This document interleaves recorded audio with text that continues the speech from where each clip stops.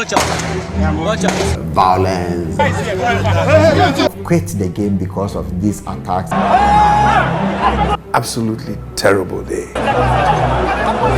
It was on human beings. It's a very worrying trend. Football, it brings joy. It is a passionate sport and ultimately it unites. This sport ignites dreams in children and unites entire communities under one banner of hope. But when that same passion boils over into violence, the consequences are harrowing. Lives are shattered, trust is broken, and the soul of the beautiful game begins to bleed. The officials were threatened. They were insulted, threatened that they would beat them, as had happened in the one man so far or something. And so the referees were I think they were intimidated. They were intimidated. That one, the referee doesn't want to also be beaten like what. So he was scared. And look at what happened. Now what happened to everybody saw it. People have been calling. They saw it live. Everybody was looking. What happened to that last goal that they didn't take? You see, these are some of the things that happen in Ghana football. If you were a coach, you really don't know whether you are going forward or you are going back. You prepare your team and you come forward and the referee robs you. And then they tell you they will beat you like Omanasofo.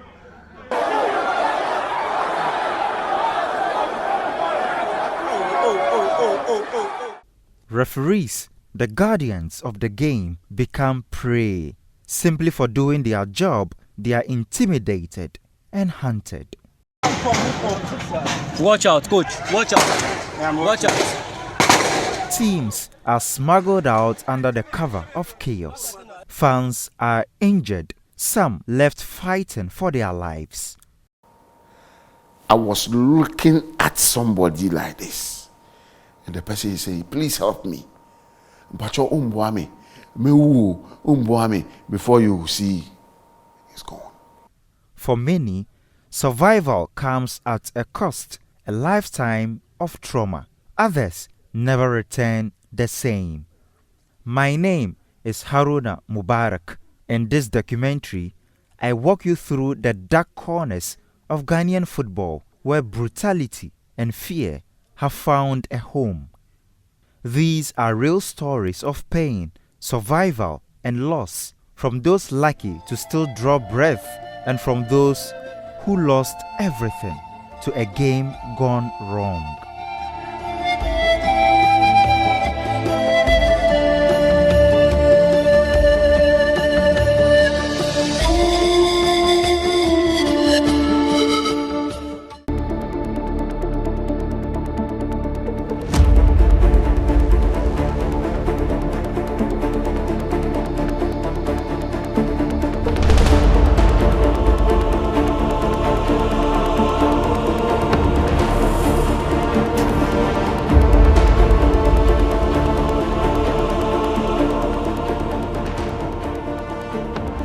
They call it the passion of the nation. In Ghana, football is more than just a sport. From scrappy pitches in the hinterlands to packed Premier League stadia, it draws thousands. Each game is a festival of hope. But on May 9, 2001, hope was crushed beneath a wave of horror. Hearts of Oak versus Asante Kotoko, the biggest rivalry in Ghana. Every player wanted to play in that particular match if he's playing for Hearts and Kotoko. Every fan, Kotoko Hearts fan, will want to witness that match. So even though it was a midweek match on a Wednesday, 9th May, the stadium was filled to capacity. I got the privilege to run the commentary from the beginning to the end, so I saw it. So it was a very competitive match. And everybody wanted to win. I'm talking about the two combatants, Hearts of Oak and Kumasi Asante Kotoko. The stadium was really filled to capacity, packed to the rafters. But then we are leading the league. But because of Herbert Mensah brought a certain different thing in Kotoko or in Ghana football by then. You see, he taking over Kotoko, he branded Kotoko in a certain way that the team become attractive to their supporters. But then too, our CEO is Hariza Core. You see, so there's this competition. But Mensah is kind of person that I will say is a crowd puller. You know, back then he branded Kotoko. We used to tease them that they wear Kotini Kambu, you know. So he branded Kotoko well. So the team, the Kotoko become attractive and they start winning their games. So playing with House of Folk, they were thinking that they are informed. So they will score House of Folk no matter what. Herbert, I remember speaking from radio station to radio station. You know, he only speak English. He said he can't speak Twi, so he speak English. So he's always on Joy FM, speaking. He's always. So we are also saying, oh no, you can't beat House of Folk. Kotoko had experienced a period where great players from the Kumasi area had left. Stephen Odro was now in Tamale. Michael Osei was now in Cape Coast with Dwarfs. And there was a sense that what was it going to take to get the greatness of Kotoko back, the spirit back? And therefore the encounters between the teams had taken on a different dynamic. How could Kotoko wrest back the power from Hearts of Oak? And Hearts of Oak, with all its history, with all the support it had, which was considerable at the time. We saw it in different forms, even with ministers getting off buses in Kumasi in support of Hearts of Oak. We had it in various matches. So there was a different tension in the air.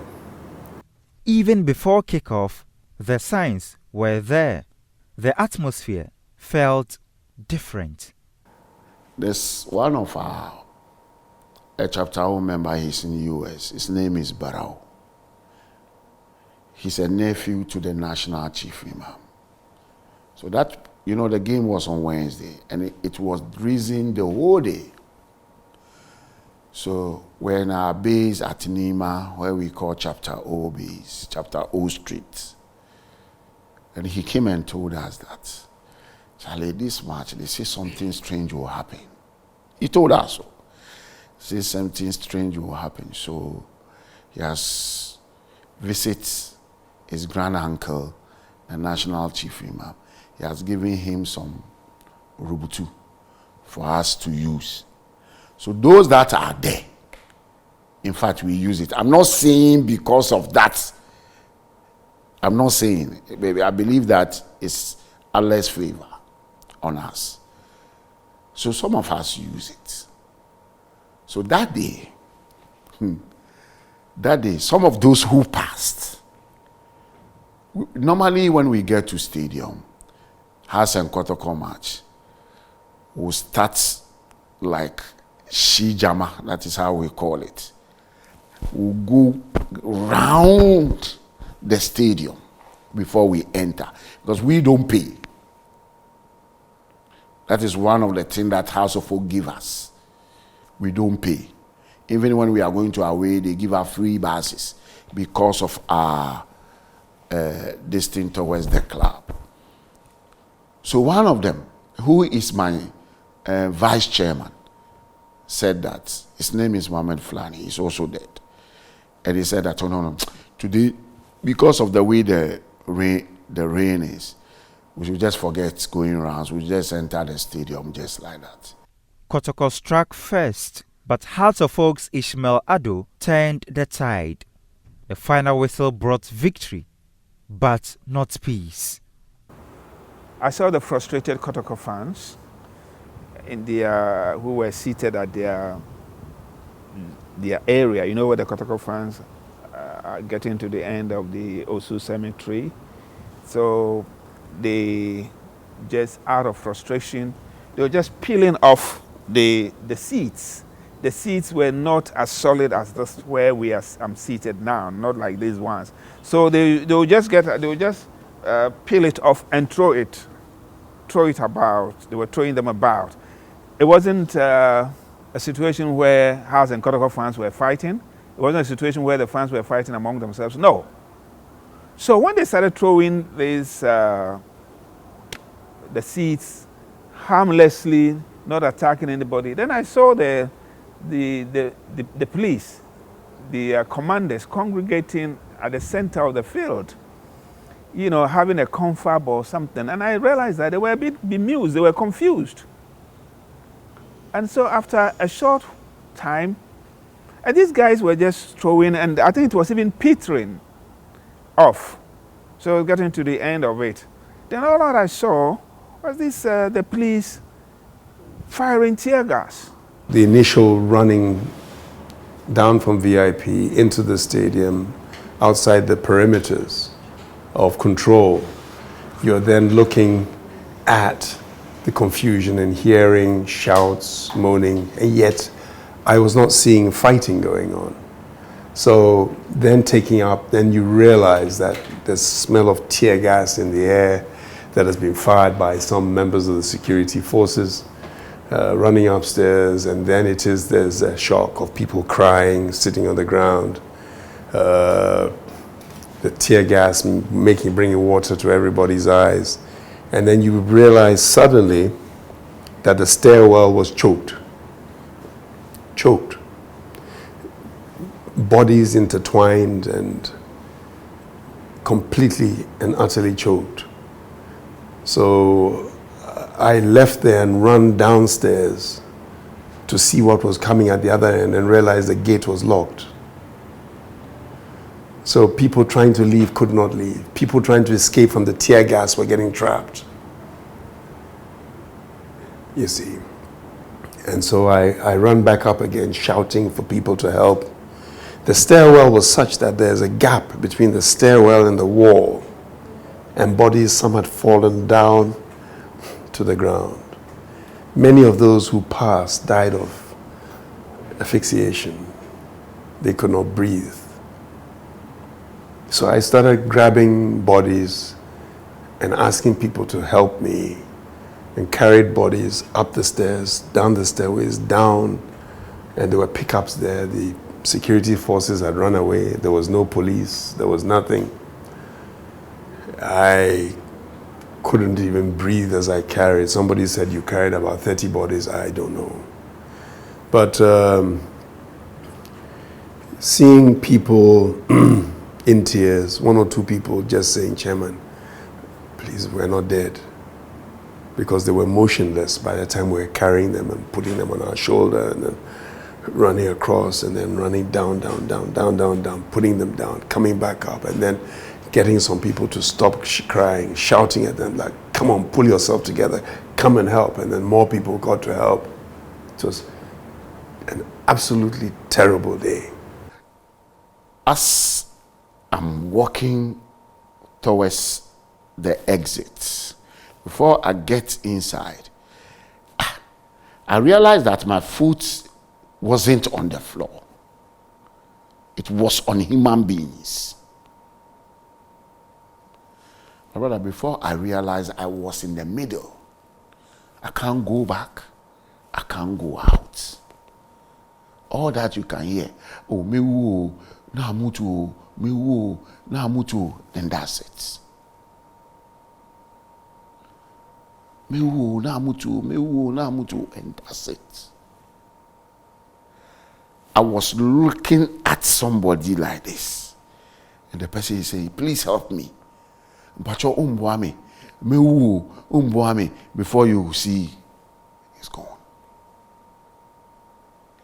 It wasn't easy. It wasn't easy, my brother. A lot of people passed. It was a lot of pressure. No air. People are struggling. You imagine that you are working on people. Over 200-300 people in that exit, that small exit. Just imagine. More than 125 lives gone. Supporters who left for a football match never returned home. I opened my eyes. I was at 37 hospital. So I happened happened. I know the beginning. So I asked what happened that I was in 37. So I was asking friends that survived that, where is Muhammad? They say he's dead. Where is Sini? They say he's dead. Kunga, he's dead. Kunga, I was told. Kunga, he didn't pass through the exit, but he jumped from the top. For the stadium top. He jumped from the top and just, he didn't landed well. It, like he said, one thing that I just fight on it and I become control of it is after the May 9th, now I don't feel comfortable entering the crowd. Yeah, anytime, especially even up to now, anytime I find myself in the way that people are too many and there's no exit, then I start shivering and the thing starts hitting me, even though I'm working hard on it to get it out of my mind. Never again, they said, but 24 years on, again continues to haunt the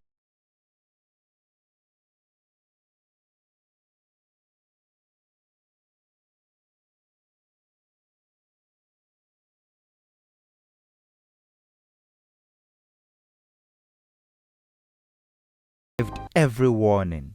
It took center stage at the highest decision-making body of the FA, which is the Congress. Lamentations upon lamentations were poured by victims of violent behavior. And every FA Congress, there were increased sanctions for violent behavior. So it means that the awareness was there and efforts were made to nip it in the bud. However, it survived all these, these threats at nipping it, or attempts at, or efforts at just removing it. It's a very worrying trend. I have had my fair share of being beaten. I got 2 Swiss slaps in Domain Crew when I was then producing Ashgo TV for GTV Sports Plus. I have seen journalists being attacked in Brekum when I went to cover the game between Brekum and Arsenal and then Obasa Ashanti Road.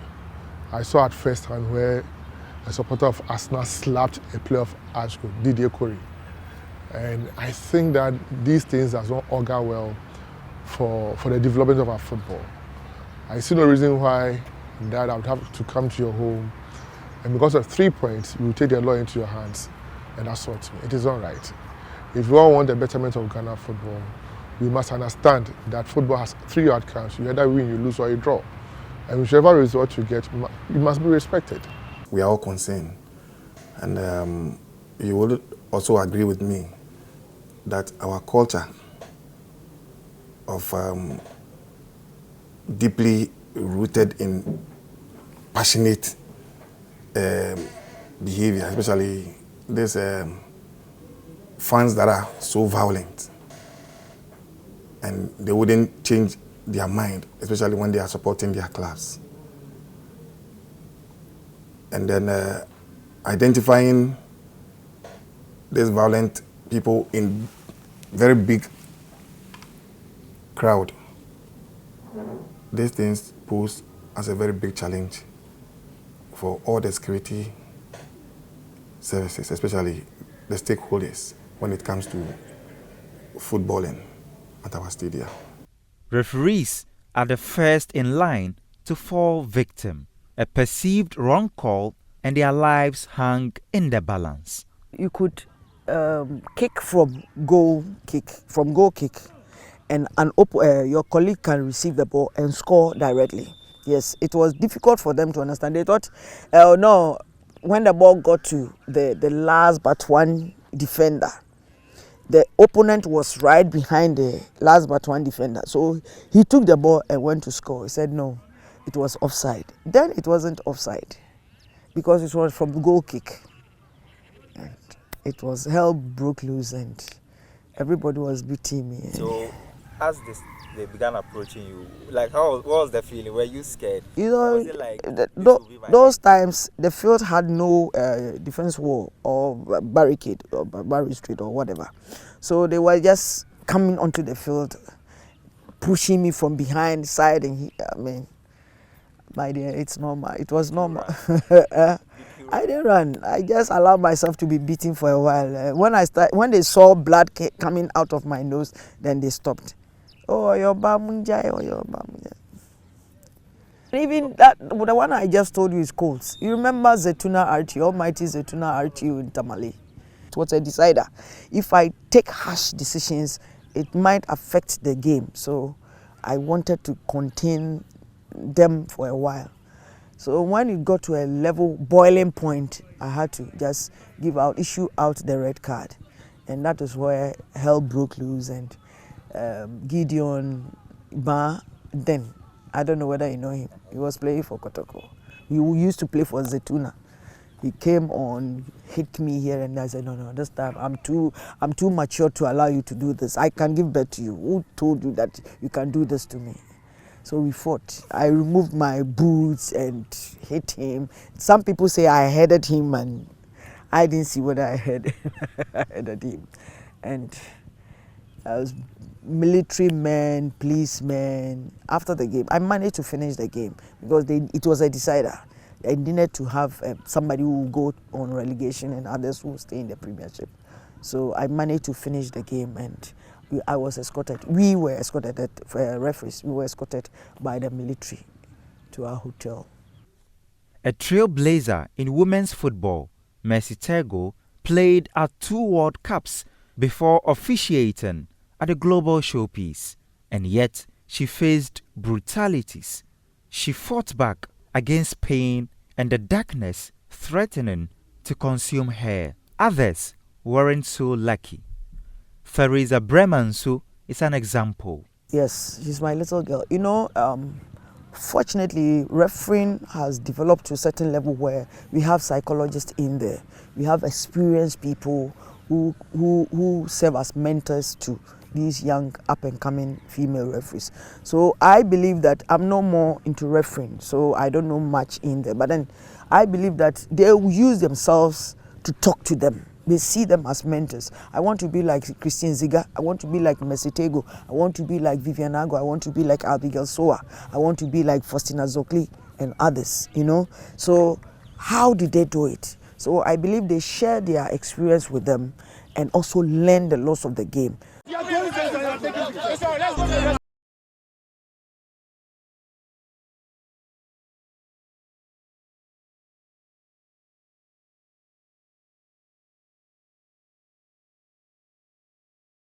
Heartbeat of the sport are not spared. Their only crime was wearing the badge of their club with pride. On February 7, 2021, Abubakar Nawaz was living his dream, playing for Tamale-based side Real Tamale United. In a Division 1 league match against Nswatreman in Nswatre, he encountered the darkest moment of his career. We were going to our dressing room, and there was this lady. I think there is this one particular lady, the recent incident, they mentioned her name. She was standing at the exit where we will pass. So our captain was coming to enter, and he pushed him back. So then he went ahead to even slap our captain. So our captain was also trying to retaliate.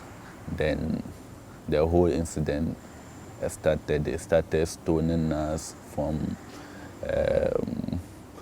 all angles. You will run and pass here, a stone is coming. Run and pass here, a stone is coming. So I was just there, and one boy shouted, "Ajibayo." When I just turned, a stone came and hit my head. And that... Which part of your head?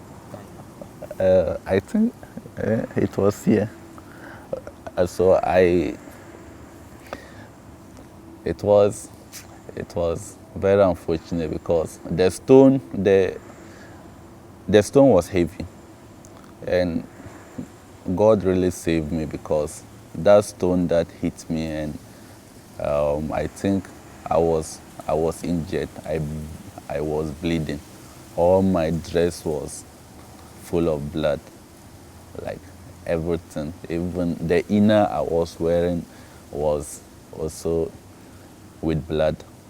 He scored 2 goals that day. They said as for their players, they don't even draw. They scored first. We equalized, and the referee disallowed, and he scored again. I said he was in top shape. He scored, and look at what happened to him after the match. Stones everywhere, and his skull was broken. One of our management members' nose, I don't know whether you saw it. He was the supporters chairman. He also had, I mean, a bleeding nose after that match, and it was terrible. We had to move to this. I mean, what do you call it? The center circle. I mean, for police to come and then move us out of that area. I mean, so that place is not a safe zone at all. Nawas was once the pride of Tamale. Nicknamed Adebayo, he had a future. Until that match in Nswatre changed everything. The assault broke not just his body, but his dreams. If myself, I don't say I regret. People who know me very well, they see me, and even my secondary school headmaster, one day he saw me and was shocked that why am I still in Ghana? He felt like by now I should have been in Europe playing for a big club because the qualities I was displaying. And most people in Tamale too, when they see me and ask me, have you stopped playing football? And I say, yes, what they shit.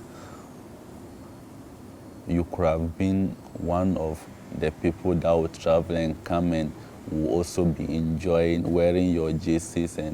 But to me, yes, I also regret deeply because I know how football is, what benefit football have given to so many guys. Patronage is down. There are footballers who have quit the game because of these attacks and flashbacks that they've had. Majority of them don't want to play here because you can easily be beaten. There are referees who have quit. Some of them have quit and traveled out of the country because they started as referees, but being beaten around is clearly putting your life at risk, and it has affected the game in so many facets. Coaches too have scars. Maxwell Konedu, former national team assistant coach, was brutally attacked in November 2023 after his team, now defunct Nswatreman FC, secured a point against Bofakwatano.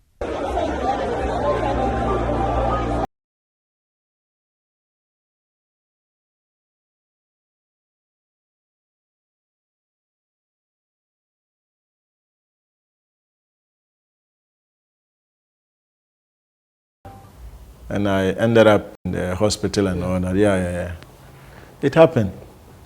So, you see, some of the supporters, I think they were expecting to win. And it didn't go their way. It was goalless. And immediately the referee blew his whistle to bring proceedings to an end. The supporters were, invading the pitch from all angles.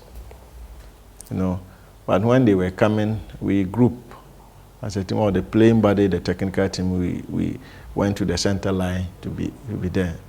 But the supporters didn't touch us, so they went after the referees. But some supporters too, or some security men, protected the referees and the assistants, took them through the tunnel and they went away. So the supporters just couldn't lay hands on the referees. So from there, they turned and they were coming to our direction where we had grouped. That's where they came to attack us, and I ended up in the hospital. I called him the following day. When I heard the incident, I was alarmed because I have experienced violence myself and I know anything could happen. So I called on him, I think that night and the following morning. I wanted to be sure he was first alive and two, that he was safe. And he confirmed to me that he was safe, and I was happy because anything could have happened. His absence on the sidelines was not just physical, it left a psychological gap in his team. And frankly speaking, for say yebekwa kudi agro na be say yedi ensabe keka ye ukucha, meaning omani ya ndini yi. And I think say basa no ye place no very worried pa. And that night, I think so. Koda hospital, and Coach Maswell, like a father to us. To say, "Oh, Papa, young kona, although Kwakuya Jumana, other team no de Omonsaki kana, like with him say, Omone, yes, Chamaya and Dini at that time." I think say very wrong. The idea I had playing body in per year. And then came the darkest day yet. February 2, 2025, Nsantreman FC versus Asante Kotoko, a match that should have been remembered for football, but was not. Nsantreman won 1-0, but the victory was marred by chaos. Tensions boiled over on the pitch and in the stands, and in the end, a Kotoko supporter was stabbed to death.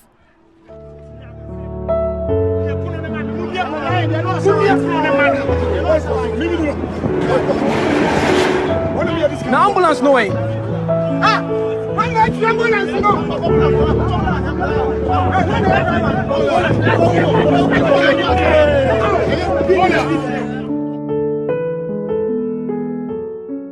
Ever wonder how it feels to lose a husband? Gifty's pain was palpable and almost unbearable.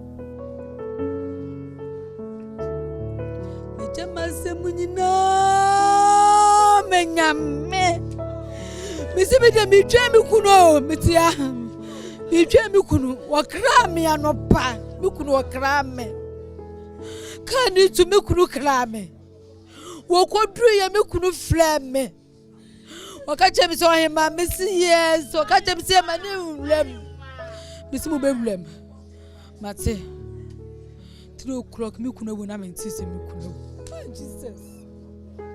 Jesus ready hu me mabo wate ready hu me mabo ijo nya kopo hu me mabo ebeneze nya me se hu me mabo me de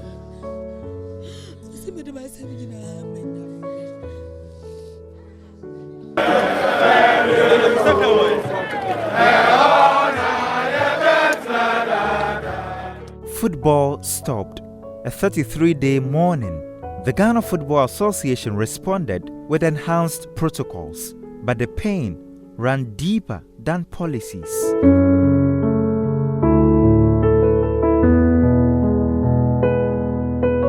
Here before they say they so fire yes I said they am fire yes for mo bi mo bi e be chem say what has mo be say mo be fire mo dey area yes we fire. Francis Pooley Frimpong, husband, father, friend, gone because of football. Something like this was clearly going to happen one day. I knew that something like that was going to happen because I had seen people being beaten to pulp. I had seen people to near death in stadium. I had seen a lot of these confrontations and reckless aggression in the stadium. And I knew that one day we were going to lose a soul. So even though as sad and regrettable as it is, I wasn't surprised because it was coming. It's not a good experience at all that you'll be subjected to this traumatizing activities of these perpetrators of violent acts. That's the worst thing you can think of. You being attacked at the opponent's grounds. You leave your family back home to go and, watch a match and come and you never return. Actually, that is the worst thing that, and even the way that guy was also murdered was another painful, incident. We just don't have to encourage that. Mr. Speaker, I was very sad to hear my colleague mention that they were struggling to get very simple first aid. You don't have ambulances. You have no business playing football in such a field. That is a death trap. But we go there and nothing happens, so we think that is a football field. No. What was the police situation at the football field? Where were the police? What was the requirement of security that was supposed to be upheld in the stadium? In this particular instance, the information we have is that this young man had been threatened prior to the match, and that the security agencies should have known that what happened to the young man could happen. I would like to call on you to direct the Ministry of Sports to take this matter very seriously, and that if the GFA cannot follow rigorous protocols for licensing our football stadia, we should not be playing football as a country.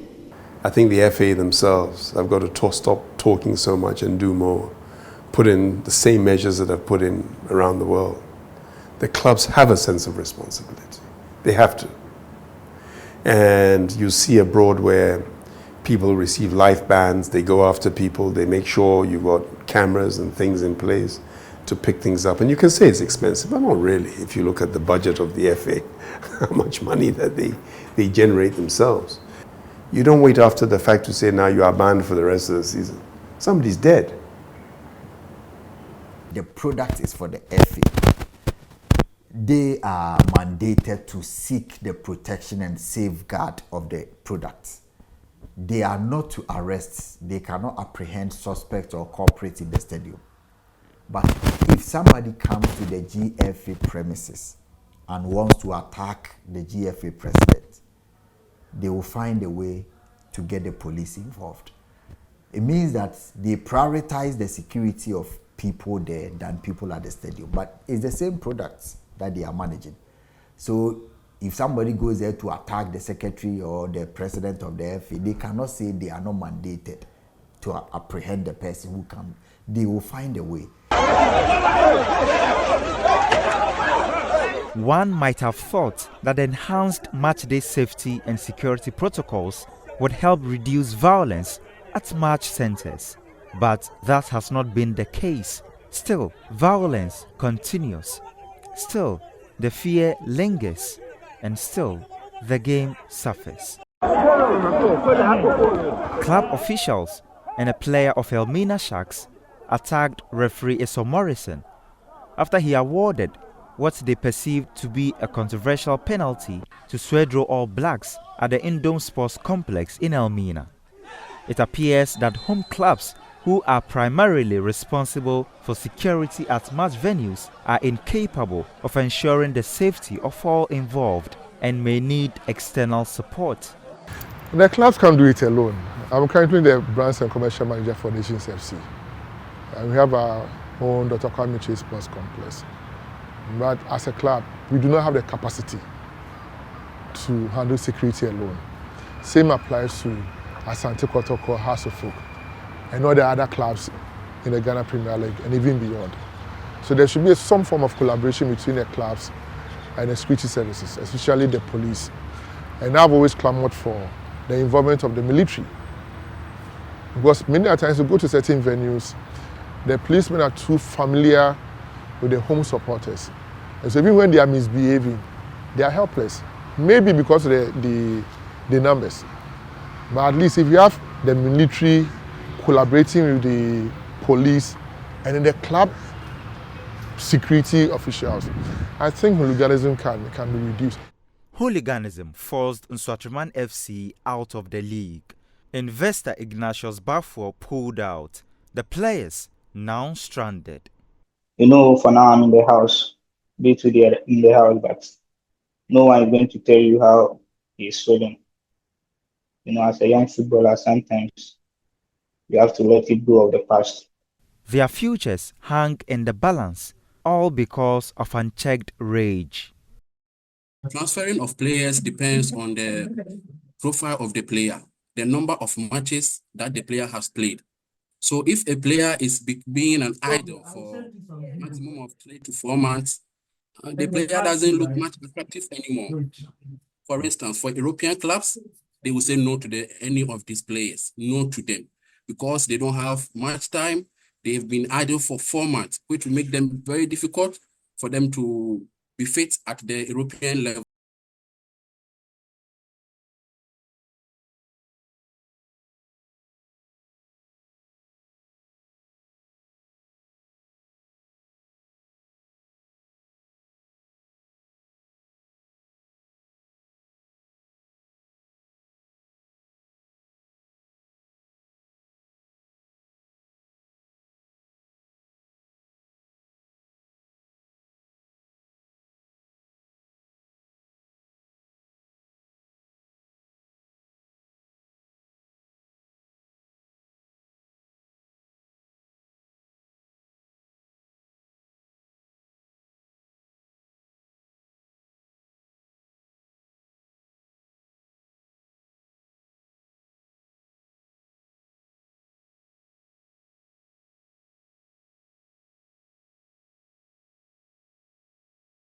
Attacks have done to the league. It is so much to the extent that they lose money.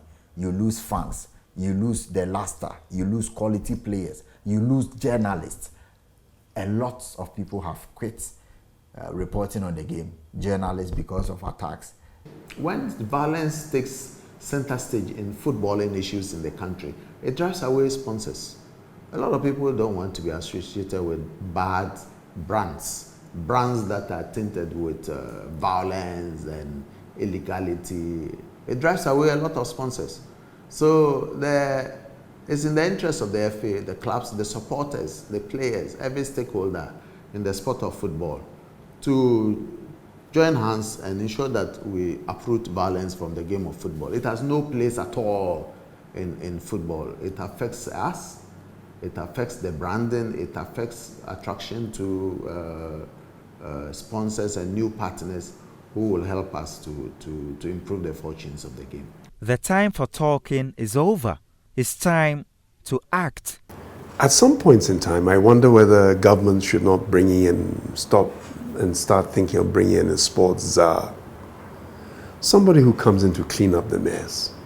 Because there's too much mess. And the mess is unnecessary. Maybe ministers don't get it or not capable of doing it. Then you need a sports czar equipped with law to be able to get in and say, we're starting a fast-track court. We're starting a sports resolution dispute section that like they have in Kenya. So therefore it is you are in a position now to take action against something and get a resolution within 2 weeks. It's not 6 months, it's not 2 years. You can close down things that change things. Lack of security is violence that can lead to loss of lives, property, injury, etc., etc. And so I think that moving forward, the GFA must consider clubs contributing a certain minimum amount to bear the cost of security. Because when the policemen or the soldiers or whoever come there as security men attend the match, some of them may be traveling from faraway places and they will incur costs. At least if you can't even give him food to eat, at least water and the cost of coming there must be paid. But he cannot finance the match by paying for his own transportation, coming there to buy water, and it will not even give him a peace of mind to do the work. So it's important in the interest of football, in the interest of the GFA and the clubs and the spectators, that the clubs and the GFA find a way to bear the cost. And since it's the whole match of the clubs, they have to find a way to do it. If the GFA has sponsorship, that would be the ultimate, that burden will be taken off the shoulders of the clubs, and then they can pay for security during games. The GFA should take their part of punishment regime for the clubs that leave their supporters to commit these acts. Then the police must arrest the particular person who hit another in the stadium, who tried to beat or who actually beat a referee or player and arrest him and take him through the due process of prosecuting somebody like he has beaten another person near a radio station. We should all be cautious. Whatever happens at our stadium negatively sends the message all over the world, and it has its consequences. So those who go and misbehave, what would you do to them when you get them? You see, like I initially said, they are arrested, sent to court, and they are prosecuted. So if you come to the stadium and misbehave, misconduct, you see, you will definitely go through this legal processes. And nobody, even the club that you are supporting, cannot help you. So we'll plead with all the fans to rather celebrate than to come and cause mayhem or harm a fan or somebody. It's all about education. The media should give spaces for people who can teach the general public on both print and what do you call it? Yes, exactly. So that people will get to understand the laws of the game. So that when a referee is on the field officiating and implementing the laws of the game, they will also understand. When you go to Europe, they do understand. Yes, of course, we have some people, no matter what you do, they want to misbehave. But majority do understand the laws of the game, so they don't even, they don't even try to attack the referees because they understand. But this part of our world is difficult. When you want to hide something from a black man, money from a black man, you put it in a book. It will be very difficult for him or her to find it. That is Ghana for you. That is Africa for you. And I won't say Africa because South Africa, they do it, but in a certain way. But ours, the ignorance is too big, too huge.